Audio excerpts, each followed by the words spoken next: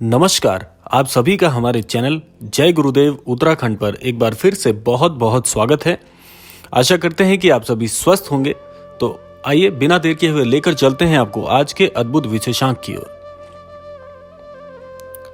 आज का अद्भुत विशेषांक का शीर्षक आपने अवश्य पढ़ ही लिया होगा।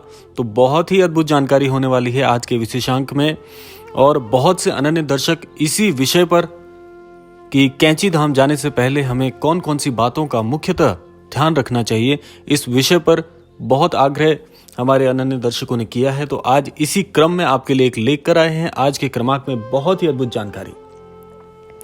देखिए, सबसे पहले इस क्रमांक को प्रारंभ करने से पहले मैं हमारे सभी अनन्य दर्शकों के लिए प्रार्थना करना चाहूंगा कि महाराज जी सभी को अपने कैंची धाम बुलाएं और अपने आशीष से सभी को परिपूर्ण करें। तो देखिए, आप सभी में से बहुत से लोग कैंची धाम जाने के लिए योजनाएं बना रहे हैं और कैंची धाम में दर्शन हेतु अपने लिए नियत जो तिथि है उसको निर्धारित किए हुए हैं। लेकिन कुछ ऐसी जानकारी भी आपके पास होनी परम आवश्यक है जो आपको कैंची धाम जाने से पूर्व होनी चाहिए।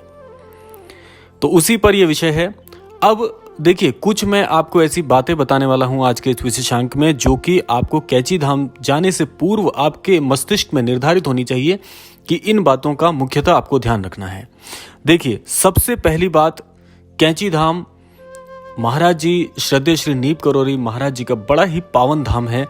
और यह धाम स्वयं श्री महाराज जी को भी इतना पसंद था, इतना ज्यादा अद्भुत लगता था कि महाराज जी कैंची धाम, आप यह मान लीजिए कि महाराज जी की जो आत्मा है, महाराज जी की आत्मा का परम निवास श्री कैंची धाम में है। तो आप यह समझ लीजिए कि महाराज जी कैंची धाम में ही रहते हैं। महाराज जी का घर श्री कैंची धाम है। तो आप जब कैंची धाम जाते हैं तो आपके मस्तिष्क में यह प्रभाव होना चाहिए कि आप महाराज जी के दर्शन करने जा रहे हैं। सबसे पहला भाव यही होना चाहिए। और महाराज जी के इस पावन धाम में जब आप अपने मस्तिष्क में अनेकों अनेक भावनाओं को लेकर आते हैं तो उसका पूरा समर्पण आपको श्री कैंची धाम में प्राप्त भी होता है और वह समर्पण आपकी ओर से भी दिखना चाहिए। यानी कि जिन भावनाओं को लेकर आप श्री कैंची धाम जाते हैं, उन भावनाओं के परिवेश में महाराज जी के दर्शन यदि आप बड़े ही हृदय से, बड़े ही मनमोहक प्रकार से करते हैं तो श्री महाराज जी की कृपा आपको धाम में दर्शन होने से ही प्राप्त हो जाती है। अब दूसरी अद्भुत बात यह है कि जब भी आप कैंची धाम जाते हैं तो आप अपने मन में जो भी असमंजस चल रही हो, जो भी आपके प्रश्न हो, उनको महाराज जी के समक्ष कहने से बिल्कुल मत हिचकिचाइएगा। और एक बात यह भी है कि अगर महाराज जी के धाम में जाकर भी आप अपने मन की बात महाराज जी से ना कह पाए तो फिर क्या लाभ हुआ। तो इसीलिए जो भी आपके हृदय में है, जो भी भावनाएं आप महाराज जी के लिए महसूस करते हैं, अनुभव करते हैं, उसको वहां पर कहने में कभी मत हिचकिचाइए। कैंची धाम में महाराज जी के जो श्री धाम है, वहां पर महाराज जी का विग्रह आपको इतना मनमोहक लगेगा। ये मैं अपने व्यक्तिगत अनुभव से आपको बता रहा हूं कि महाराज जी के विग्रह में ऐसा दिव्य ओज है कि महाराज जी के दर्शन करने मात्र से ही आप अपने मस्तिष्क में जितनी भी बातें चल रही होती हैं वह सब भूल जाते हैं, सब कुछ कहना भूल जाते हैं। जब आपको महाराज जी के दर्शन होते हैं, महाराज जी के विग्रह के दर्शन होते हैं, तो आप ये अंतर नहीं कर पाएंगे कि वहां स्वयं महाराज जी हैं या उनका विग्रह है। और ये भी प्रताप महाराज जी का ही है। यह भी भावनाएं महाराज जी आपके मस्तिष्क में, इस चीज में महाराज जी बड़े ही रचनात्मक हैं। यह भेद कर पाना कि महाराज जी बैठे हैं, हनुमान जी बैठे हैं या महाराज जी का विग्रह है, ये कहना बड़ा ही आश्चर्यजनक होगा। और एक बात मैं आपको और बता दूं, इस बात का मुख्यतः ध्यान रखिएगा कि जब भी आप महाराज जी के विग्रह के दर्शन करेंगे तो आपको समय का बोध ही नहीं होता। बिल्कुल सत्य ये बात है, ये मेरा अपना व्यक्तिगत अनुभव है। जब भी आप महाराज जी के दर्शन करेंगे तो आपको समय का बोध होगा ही नहीं। आपको ऐसा मन करेगा कि इस छटा से, इस दिव्य दर्शन से आप कभी भी हट ना पाए। आप वहां पर यह समझ लीजिए कि स्वयं आप विग्रह बन जाते हैं जब महाराज जी के दर्शन करते हैं। आपका बिल्कुल मन नहीं करेगा कि यहां से हट जाएं। आपको समय का बोध नहीं होगा। समय का बोध का आशय है कि आप ना जाने कितने समय से वहां बैठे हों, खड़े हों, क्या कर रहे हों, आपको स्वयं का बोध नहीं होता। और ये महाराज जी का ही प्रताप है। ये महाराज जी की दिव्य जो वहां पर छटा है, ये उसी का एक बड़ा ही महत्वपूर्ण प्रभाव होता है जब आपको ये प्राप्त होता है। आप स्वयं जाइएगा, अनुभव कीजिएगा और मुझे प्रतिक्रिया स्वरूप में अवश्य बताइएगा कि क्या आपके साथ भी ऐसा नहीं हुआ। महाराज जी के दर्शन के साथ साथ में सिद्धि माई का भी वहाँ पर एक स्थान है, बड़ा दिव्य स्थान है, जहाँ पर माई के भी छवि चित्र हैं, माई के चरण जो चिन्ह हैं उनके वहाँ पे दर्शन आप करिए। बड़ा ही अद्भुत स्थान है, बड़ा दिव्य स्थान है।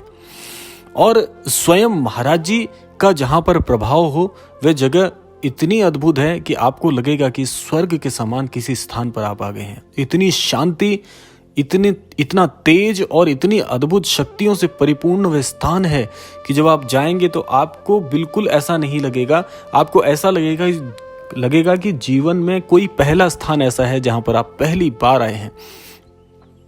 और जो वहां पर इतनी सुंदर वादियों के बीच में कैंची धाम का जो स्थान है वह अपने आप में ही इतना मनमोहक होता है कि आप स्वयं आकर्षित हो जाते हैं।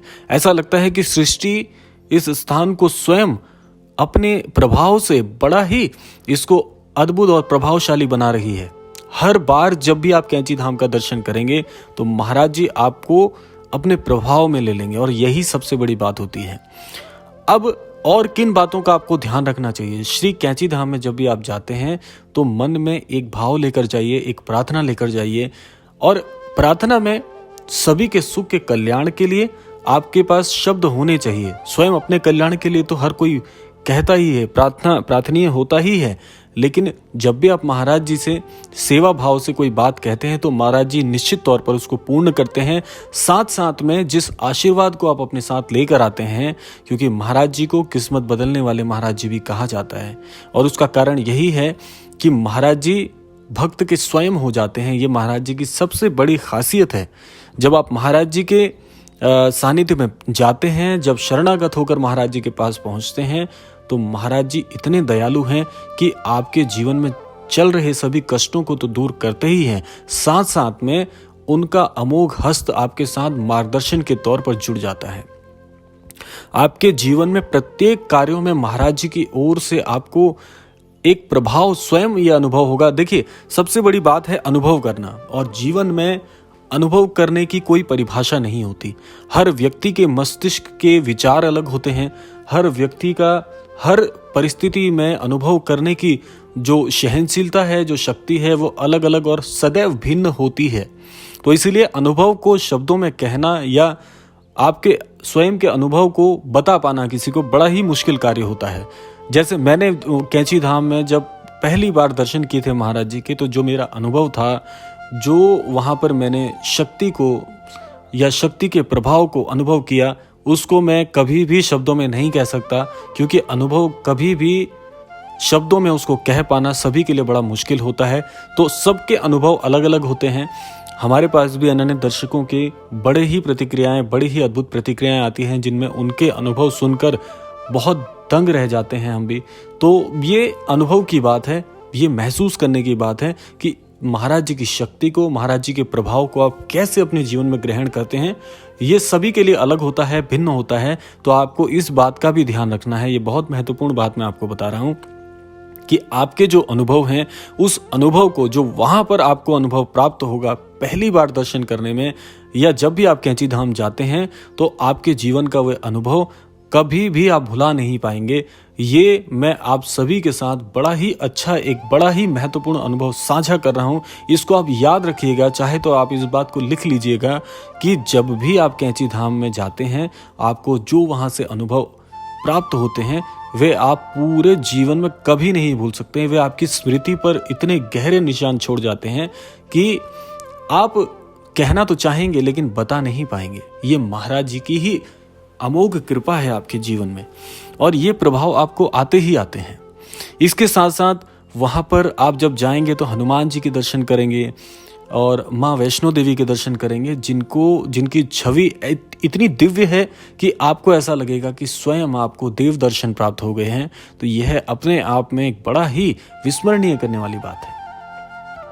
और मैं फिर यही कहूँगा कि जब भी आप महाराज जी के विग्रह के समक्ष जाके प्रार्थना करते हैं तो आपको कभी ऐसा नहीं लगेगा कि आप विग्रह के दर्शन कर रहे हैं, आपको सदैव यह लगेगा कि महाराज जी स्वयं बैठे हैं, आपकी प्रार्थना सुन रहे हैं।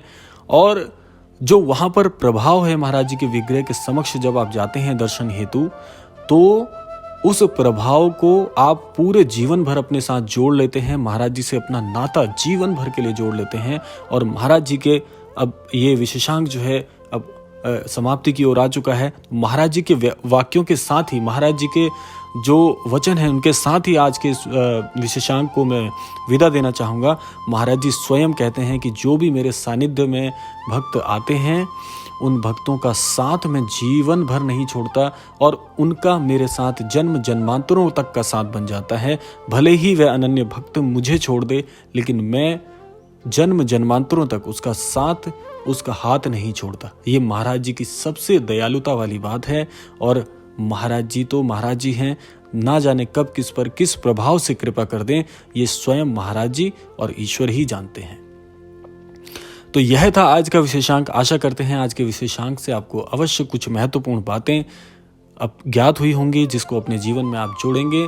और समय है प्रार्थना का। हम सभी के लिए ये प्रार्थना करते हैं कि महाराज जी सभी को अपने धाम बुलाकर सभी को अपने दर्शन प्रदान करें और अपना आशीर्वाद सभी पर बनाए रखें। इसी क्रम के साथ विदा लेते हैं आज के क्रमांक से। तब तक के लिए जय श्री राम, जय गुरुदेव, जय उत्तराखंड।